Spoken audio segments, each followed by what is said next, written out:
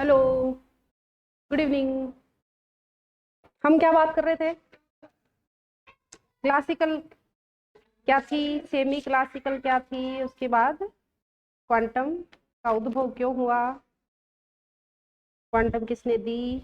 और आज हम बात कर रहे हैं थर्मल रेडिएशंस की, तापीय विकिरण, थर्मल रेडिएशंस। क्या बोलते हैं? तापीय विकिरण। क्या होती है तापीय विकिरण? What are the thermal radiations? बताओ क्या होती है तापीय विकिरण। क्या मैं कोई थर्मल रेडिएशन इमिट कर रही हूँ अभी इस टाइम? कर रही- क्यों? क्योंकि मेरी बॉडी एक टेम्परेचर पे है। कोई भी बॉडी हो, अगर वो किसी फाइनाइट टेम्परेचर टी पर है तो हमेशा कोई ना कोई रेडिएशंस इमिट करती रहती है। और अगर वो रेडिएशंस इंफ्रारेड रीजन में या माइक्रोवेव, जिसको टेम्परेचर को हम, जिस रेडिएशन को हम फील करते हैं, उसमें पड़ती है, तो फिर क्या होती है? वो तापीय विकिरण होती है। और रूम टेम्परेचर पे हम जो भी रेडिएशंस वगैरह ये एमिट करते हैं, ये उसी में पड़ती है, उसी में पड़ती है। तो इसका मतलब हम तापीय विकिरण एमिट करते रहते हैं, इसीलिए तो हीट फील होती है हमें। क्या ज्यादा लोग इकट्ठे हो जाए रूम में तो क्या होना शुरू हो जाता है? गर्मी फील होनी शुरू हो जाती है। तुम दो ही बैठे हो, पांच ही बैठे हो, सात ही बैठे हो, तो ऐसे कमरा थोड़ा ठंडा ठंडा सा लगेगा। लेकिन एकदम से भीड़ कर दीजिए, रूम को फिल कर दो, तो फिर हमें गर्मी सी फील होती है। क्या हो गया? पंखे तो वही है, कमरा वही है, तो फिर क्या हो गया? तापीय विकिरणों का मान बढ़ गया। ठीक है, ओके। तो लिखो तापीय विकिरण कैसे निकालते हैं। तापीय विकिरण, आप टी टेम्परेचर पे हो तो आपकी थर्मल एनर्जी कितनी है? केटी मान लेते हैं। लेमडा बराबर क्या होती है?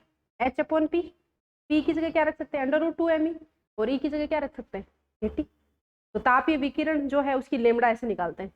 लेमडा बराबर H upon P, de Broglie wavelength. H आपको पता है, पी बराबर क्या है? Momentum √2 me।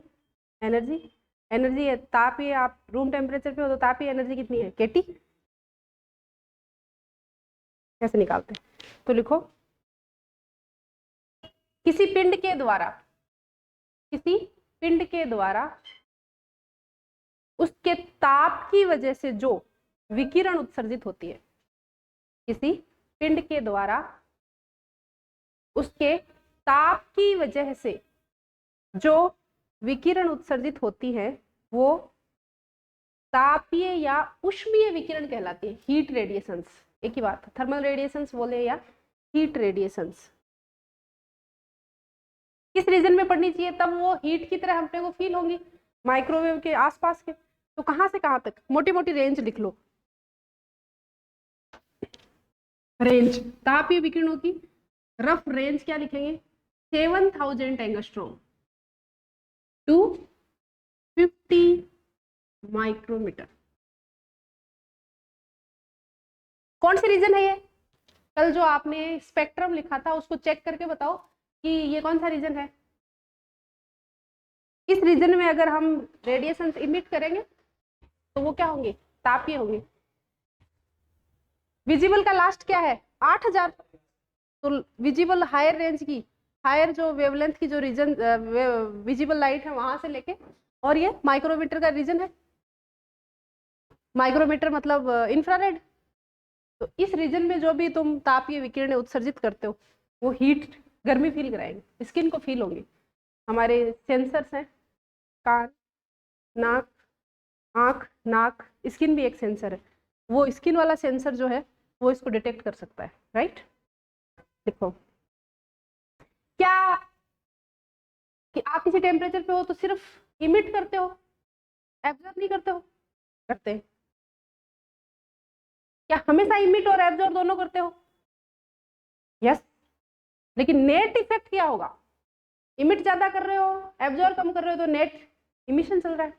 और एब्जॉर्ब ज्यादा कर रहे हो, इमिट कम कर रहे हो, तो नेट क्या चल रहा है? एब्जॉर्प्शन चल रहा है। कौन सा ज्यादा होगा? ये किस बात पे डिपेंड करता है?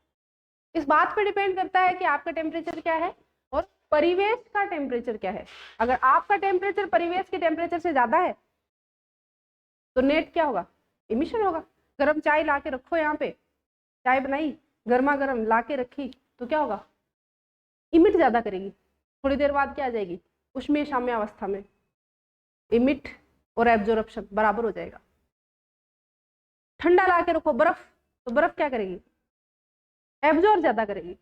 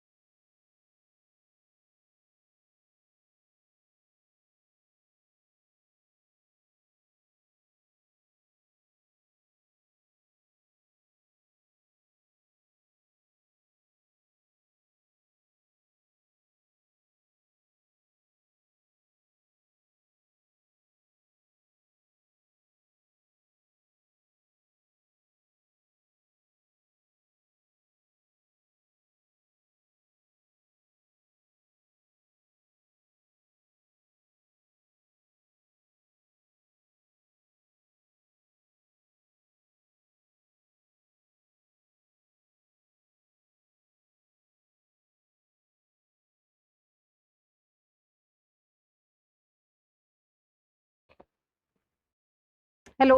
हाँ, तो हम किसके बारे में बात कर रहे हैं? Black body. ब्लैक बॉडी किसको बोलते हैं? कृष्णिका एक ऐसा भौतिक पिंड होता है जो आदर्श अवशोषक की भांति कार्य करता है, जो आदर्श अवशोषक की भांति कार्य करता है और अपनी सतह पर आपतित, जो आदर्श अवशोषक की भांति कार्य करता है और अपनी सतह पर आपतित सभी विद्युत चुंबकीय विकिरणों का, विद्युत चुंबकीय विकिरणों का पूरी तरह से अवशोषण कर लेता है। अब चाहे वो उस पर किसी एंगल से गिरी हो या किसी भी वेवलेंथ की हो, इस बात से कोई फर्क नहीं पड़ता है, ठीक है ना? ना तो एंगल का कोई फर्क पड़ रहा है कि इंसिडेंस का एंगल क्या है, ना इस बात का फर्क पड़ रहा है कि कौन सी वेवलेंथ की है। कोई भी वेवलेंथ की हो, किसी भी एंगल से डालो, वो तो एब्जॉर्ब कर लेगा। इस प्रकार की जो बॉडी है वो क्या कहलाती है? कृष्णिका विकिरण। इसका मतलब कृष्णिका विकिरण का एब्जॉर्प्शन कोएफिशिएंट कितना हो जाएगा? 1। और किरचॉफ का नियम क्या होता है? E/A इजिकल टू, यही होता है। अच्छे एब्जॉर्बर अच्छे इमिटर होते हैं और अच्छे इमिटर अच्छे एब्जॉर्बर होते हैं। तो इसका मतलब सभी तरंग दैर्ध्य के प्रकाश को अवशोषित कर लेता है, तो सभी तरंग दैर्ध्य के प्रकाश एमिट भी कर सकता है, ठीक है? यही है किरचॉफ का नियम। किरचॉफ यही कहते हैं, अच्छे अवशोषक अच्छे उत्सर्जक होते हैं, अच्छे उत्सर्जक अब से अवशोषक होते हैं, ठीक है? ब्लैक बॉडी बनाते कैसे हैं? रियल में ब्लैक बॉडी का एग्जाम्पल बताओ। सूर्य, सन एक नेचुरल ब्लैक बॉडी है। हम सूर्य को तो पकड़ के ला नहीं सकते, हमारे बस में नहीं है, तो एक ब्लैक बॉडी बना लेते हैं। कैसे बनाते हैं लोग बाग ब्लैक बॉडी? ऐसे जरूरी नहीं है कि ये गोल ही शेप की हो, कैसी भी शेप की कर लो आप। बस क्या करना है, एक ऐसा शेप लेनी है जिसमें एक छोटा सा छेद हो। यहाँ पे सामने एक क्या लगा दिया, ऐसा परावर्तक, ताकि जो अंदर एंटर करे वो वापस बाहर ना निकल पाए। इधर से कोई भी रेडिएशन अंदर एंटर करी तो वो इसके अंदर ही ऐसे ऐसे घूमती रहती है, कुछ भी करके बाहर नहीं निकलती। इसकी दीवारों पे क्या लगा देते हैं हम? यहाँ पे काले कुछ पदार्थ जैसे चारकोल, ये वो, जो ज्यादा से ज्यादा रेडिएशंस को एब्जॉर्ब करे।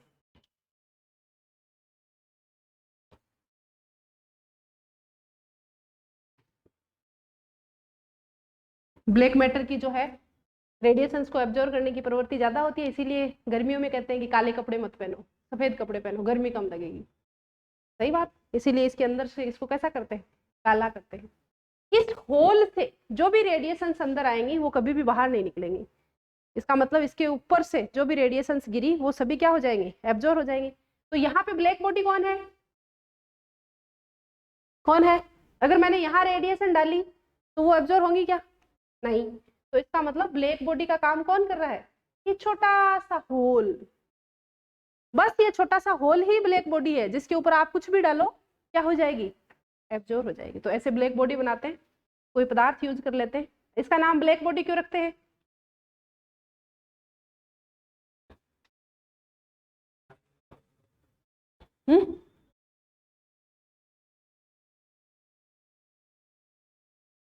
हाँ हाँ, स्पीको, खुल के बोलो, डरो ना। डरना क्या है?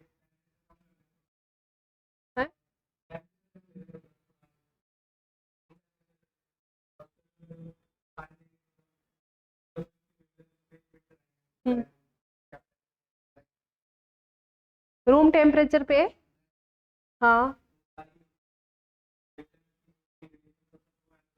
हाँ, हम्म, बात तो तुमने बहुत सही कही है, इसने बिल्कुल सही बात की है, थोड़ा सा मिसगाइड हो गया है।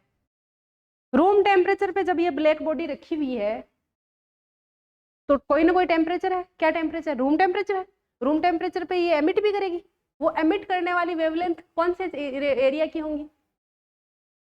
रूम टेम्परेचर पे अभी अभी मैंने कहा था कि कोई बॉडी रूम टेम्परेचर पे जब एमिट करती है तो वो कौन से रीजन में पड़ती है? इंफ्रारेड रीजन में पड़ती है, ठीक है? तो ये जो इमिट कर रही है वो तो इंफ्रारेड रीजन में पड़ रही है, इसका मतलब वो दिखाई नहीं दे रही है।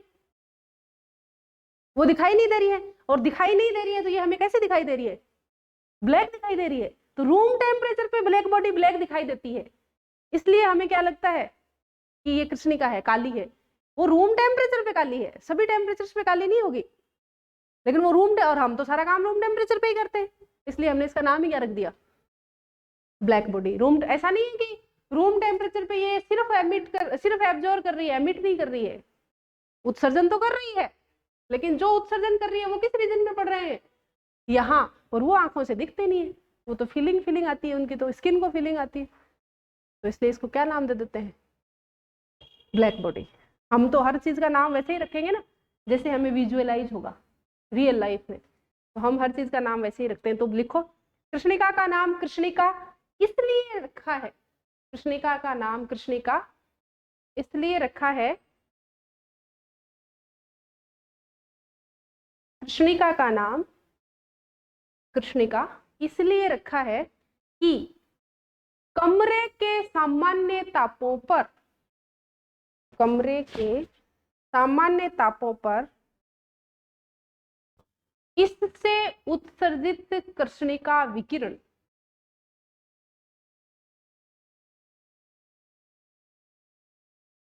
इससे उत्सर्जित कृष्णिका विकिरण अवरक्त क्षेत्र में पड़ते हैं,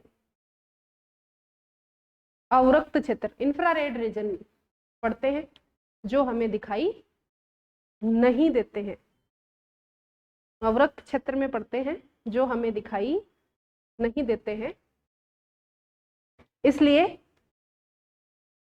यह निकाय या ये बॉडी या ये वस्तु हमें काली दिखाई देती है।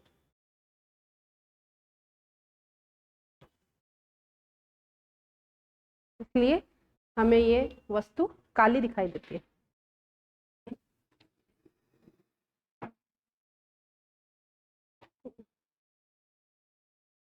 ठीक है, अब बनाते हैं कृष्णिका विकिरण का स्पेक्ट्रम।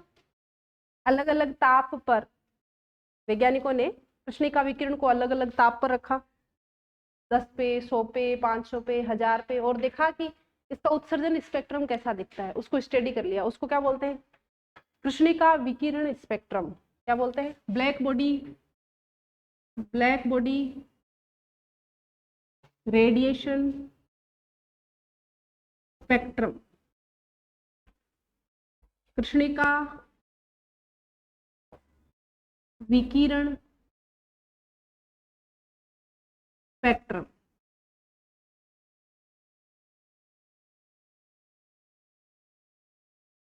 लूमर और प्रिंगशेम वैज्ञानिकों के नाम है, उन्होंने एक्सपेरिमेंटली करके देखा है। तो किस किस के बीच में ग्राफ खींचा, इसकी स्पेक्ट्रमी उत्सर्जन क्षमता और लेमड़ा के बीच में, ई लेमड़ा आप जानते हो क्या होती है, स्पेक्ट्रमी उत्सर्जन क्षमता, ई लेमड़ा क्या होती है। हाँ, तो स्पेक्ट्रमी उत्सर्जन क्षमता क्या होती है, किसी कृष्णिका से पर सेकंड पर यूनिट एरिया जो रेडिएशंस किसी एक वेवलेंथ, या वेवलेंथ के लिए बात कर रहे हैं तो किसी वेवलेंथ रेंज में, डी लेमड़ा रेंज में रेडिएशन इमिट होती है, उनको क्या बोलते हैं, स्पेक्ट्रमी उत्सर्जन क्षमता। ठीक है, तो इन्होंने ई लेमड़ा और लेमड़ा के बीच में ग्राफ खींचा, और ग्राफ कैसे मिलते हैं, मान लो कि किसी एक ताप पे ऐसा मिला, दूसरे ताप पे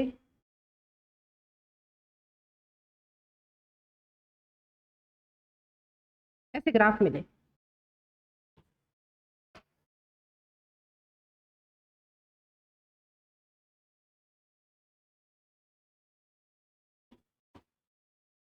टी की वैल्यूज लिख लेते हैं। ये 4000 डिग्री सेंटीग्रेड, 5000, 6000 और 7000 डिग्री सेंटीग्रेड ग्राफ खींचे हुए हैं, और ऐसे दिखते हैं लगभग। लेमड़ा किस में है, वेवलेंथ है, और इधर ये लगभग एंगस्ट्रॉम में है, 10⁴ एंगस्ट्रॉम यूनिट्स ले रखी है इसकी। ये कृष्णिका विकिरण स्पेक्ट्रम है ब्लैक बॉडी का। इसकी कुछ विशेषताएं हैं, इस ग्राफ को देख के भी आपको पता चलती हैं। हम लिख लेते हैं एक एक करके। नंबर फर्स्ट, पहली विशेषता आपको क्या दिखाई दे रही है?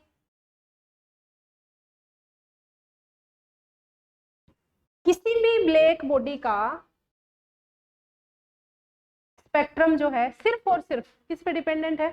टेम्परेचर पे डिपेंडेंट है। ब्लैक बॉडी आपने गोल बनाई है, आपने चौकोर बनाई है, आपने इस मटेरियल की बनाई है, उस मटेरियल की बनाई है, इस बात से कोई लेना देना नहीं है। अगर दो ब्लैक बॉडीज ली है, दोनों सेम टेम्परेचर पे है, तो दोनों के ग्राफ क्या आएंगे? एग्जैक्टली सेम आएंगे। तो पहला पॉइंट लिखो, कृष्णिका विकिरण स्पेक्ट्रम केवल कृष्णिका के ताप पर निर्भर करते हैं। कृष्णिका विकिरण स्पेक्ट्रम केवल कृष्णिका के ताप पर निर्भर करते हैं, अर्थात कृष्णिका की ज्यामिति ज्योमेट्री, अर्थात कृष्णिका की ज्यामिति संगठन कंपोजिशन से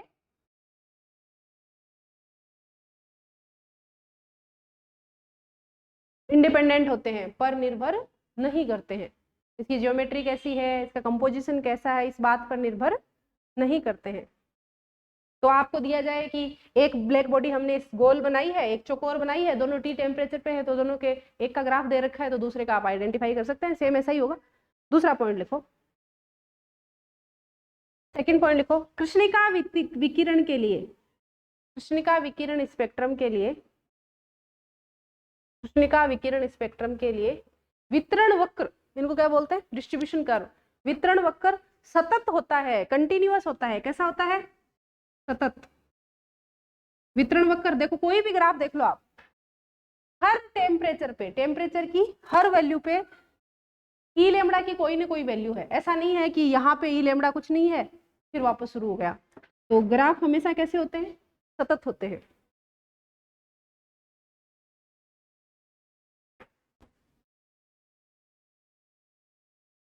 लेकिन आगे लिखो, लेकिन अलग अलग ताप पर, अलग अलग ताप पर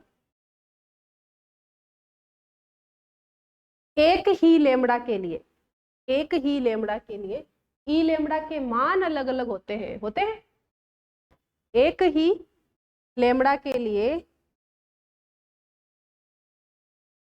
अलग अलग ताप पर ई लेमड़ा के मान अलग अलग। जैसे जैसे टेम्परेचर बढ़ाते जाओगे, मान लो लेमड़ा ये ले लेते हैं, लेमड़ा ये ले लेते हैं, तो लेमड़ा के लिए इस ताप पर ई लेमड़ा इतनी है, इस ताप पर ई लेमड़ा इतनी है। तो जैसे जैसे टेम्परेचर बढ़ा रहे हो, वैसे वैसे सेम लेमड़ा के करेस्पॉन्डिंग ई लेमड़ा का मान क्या होता जा रहा है? बढ़ता जा रहा है। तीसरा पॉइंट लिखो,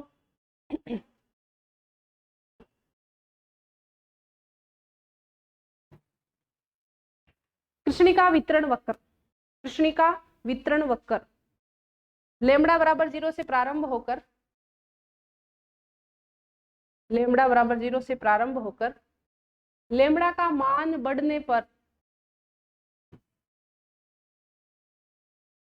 लेमड़ा का मान बढ़ने पर ई लेमड़ा बढ़ता है, ई लेमड़ा बढ़ता है, कोमा लेमड़ा के एक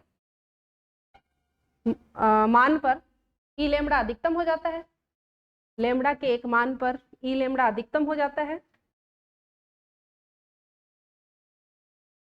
तथा उसके पश्चात लेमड़ा बढ़ाने पर, तथा उसके पश्चात, इसके बाद भी आप लेमड़ा बढ़ाते जाओ तो ई लेमड़ा का मान वापस क्या होना शुरू हो जाता है? कम होना शुरू हो जाता है। तथा उसके पश्चात लेमड़ा बढ़ाने पर ई लेमड़ा का मान घटने लगता है, ई लेमड़ा का मान घटने लगता है। तो किसी एक टेम्परेचर के लिए, जैसे इस टेम्परेचर के लिए जहां ई लेमड़ा का मान मैक्सिमम है, यहाँ ई लेमड़ा मैक्सिमम है, यहाँ मैक्सिमम के करेस्पॉन्डिंग जो लेमड़ा है उसको क्या बोलते हैं? लेमड़ा है। किसी भी फिक्स टेम्परेचर टी पर जो मैक्सिमम ई लेमड़ा है उसके करेस्पॉन्डिंग जो लेमड़ा होती है उसको क्या बोलते हैं? लेमड़ा है। तो लिखो, किसी ताप टी पर, इसी लाइन में लिख लो, थर्ड पॉइंट में, किसी ताप टी पर अधिकतम ई लेमड़ा के संगत, अधिकतम ई लेमड़ा के संगत लेमड़ा अधिकतम ई लेमड़ा के संगत लेमड़ा कॉमा लेमड़ा मैक्सिमम कहलाती है। लेमड़ा अधिकतम, लेमड़ा एम से शो करते हैं उसको, लेमड़ा एम कहलाती है। फोर्थ, लेमड़ा अधिकतम कहलाती है।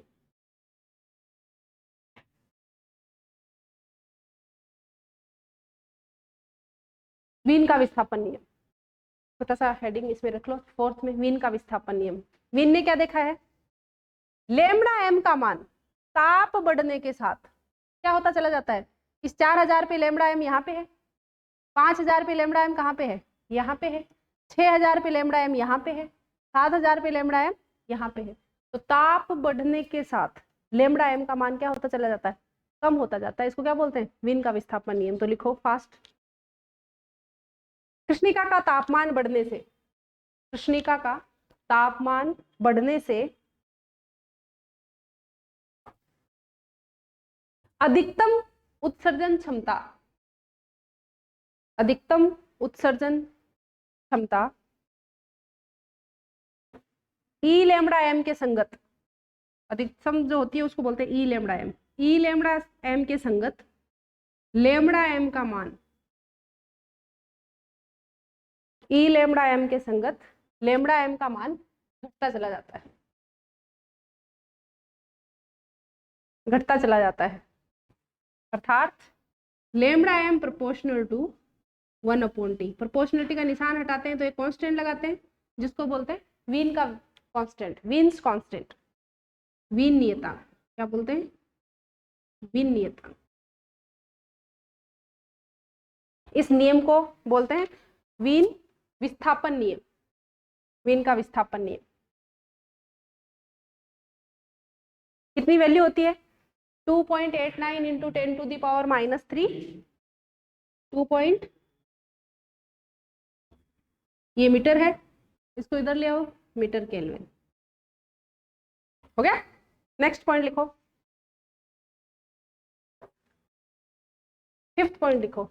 ई लेमड़ा एम का मान, ई लेमड़ा एम का मान ताप की पंचम घात के समानुपाती होता है।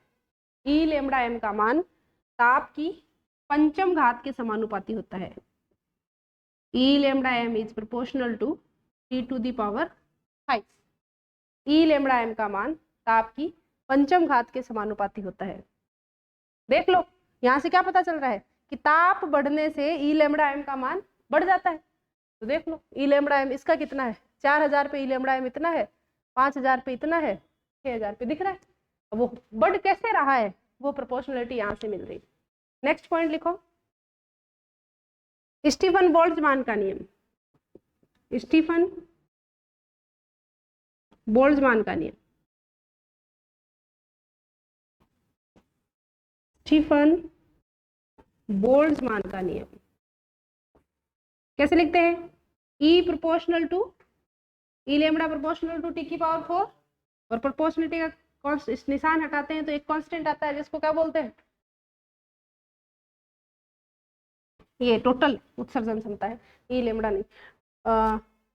ई प्रोपोर्शनल टू T⁴, स्टीफन के नियम के अनुसार ई प्रोपोर्शनल टू T⁴, प्रोपोर्शनलिटी हटाते हैं तो सिग्मा एक कांस्टेंट आता है जिसको क्या बोलते हैं, स्टीफन कांस्टेंट। स्टीफन कांस्टेंट की वैल्यू कितनी होती है, 5, 6, 7, 8, 5.67 गुणा 10⁻⁸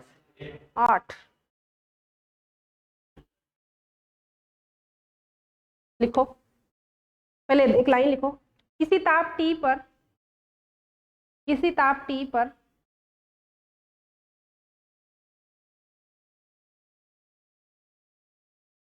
ई लेमड़ा का, किसी ताप T पर ई लेमड़ा का संपूर्ण तरंग दैर्ध्य पर, संपूर्ण तरंग दैर्ध्य पर समाकलन करने से, संपूर्ण तरंग दैर्ध्य पर समाकलन करने से कृष्णिका द्वारा, कृष्णिका द्वारा प्रति सेकंड, प्रति सेकंड प्रति एकांक क्षेत्रफल, प्रति सेकंड प्रति एकांक क्षेत्रफल उत्सर्जित कुल ऊर्जा प्राप्त होती है। वो क्या है, ई है। उत्सर्जित कुल ऊर्जा प्राप्त होती है। ई क्या होती है, integration E lambda D lambda, और डी लेमड़ा लिमिट्स कहाँ से रखेंगे, 0 टू इनफाइनाइट।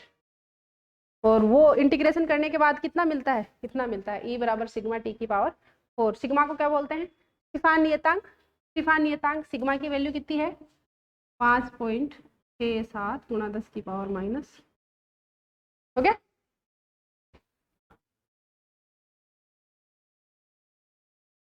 इस ग्राफ में बताओ 4000 डिग्री सेंटीग्रेड के लिए कुल उत्सर्जन क्षमता मुझे निकालनी है, तो क्या निकालूंगी मैं यहाँ से, ग्राफ से 4000, मान लो कि हमारी ब्लैक बॉडी 4000 डिग्री सेंटीग्रेड पे है और मुझे उस ब्लैक बॉडी की कुल उत्सर्जन क्षमता चाहिए, तो और मेरे पास ये ग्राफ है simple, I have only this graph, तो मुझे क्या कैलकुलेट करना चाहिए,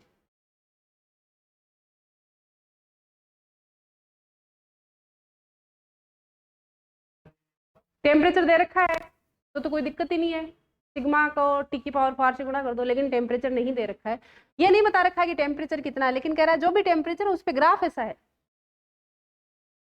area under the curve, area under the curve हमेशा किसको बता रहा है, कुल उत्सर्जन क्षमता को, टोटल इमिसिव पावर को। इस ग्राफ के नीचे का एरिया हमेशा किसको बताता है, उस ताप पर रखी हुई उस ब्लैक बॉडी की कुल उत्सर्जन क्षमता को। तो दो तरीके हैं, आप इधर से भी निकाल सकते हो, ग्राफ दिया है तो ग्राफ के नीचे का एरिया निकाल लो, क्योंकि ग्राफ के नीचे का एरिया क्या है, इस ग्राफ के नीचे का एरिया निकालने के लिए क्या करोगे, इस ए लेमड़ा को डी लेमड़ा के साथ इंटीग्रेट करोगे, कहाँ से लेके कहाँ तक, इस ग्राफ की जो मिनिमम लिमिट है वहां से लेके मैक्सिमम लिमिट तक, और वो खत्म हो ही नहीं रही है, 0 से शुरू हो रही है, इनफाइनाइट तक है।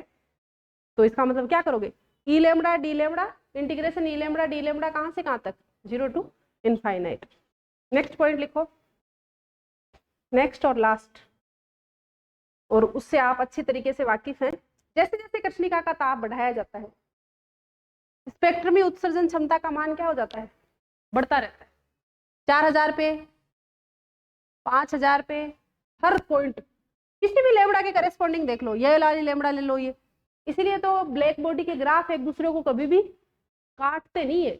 अगर इस किसी ग्राफ ने दूसरे को काटा, मान लो जैसा कि ये ग्राफ ऐसा है और ये वाला ग्राफ ऐसा आया, इसका क्या मतलब है कि इस पॉइंट पे आप चेक करो, तो इस लेमड़ा के लिए 4000 पे तो इतनी ही लेमड़ा है और 5000 पे कितनी है, इतनी है, कम हो गई, यही तो मतलब हुआ। और ऐसा हो ही नहीं सकता, इसका मतलब ब्लैक बॉडी के ये जो कर्व हैं वो कभी भी एक दूसरे को कट नहीं करेंगे, आपको क्रॉस कहीं नहीं मिलेगा कि एक कर्व ने दूसरे के ऊपर से क्रॉस मार लिया हो। हाँ, एक ब्लैक बॉडी के लिए, एक ही ब्लैक बॉडी के लिए कभी भी क्रॉस नहीं करेंगे, ठीक है ना। उस ताप पर वो ग्राफ हमेशा कैसा आएगा, ऊपर ही आएगा, ऐसे नहीं आएगा कि इसको करके, नहीं तो उल्टा हो जाएगा। तो लिखो, कृष्णिका का तापमान बढ़ने पर, कृष्णिका का तापमान बढ़ने पर प्रत्येक तरंगदैर्ध्य के संगत, कृष्णिका का तापमान बढ़ने पर प्रत्येक तरंगदैर्ध्य के संगत कोई भी लेमड़ा ले लो, करेस्पॉन्डिंग टू ईच लेमड़ा, प्रत्येक तरंगदैर्ध्य के संगत स्पेक्ट्रम में उत्सर्जन क्षमता का मान बढ़ता है, स्पेक्ट्रम में उत्सर्जन क्षमता का मान बढ़ता है।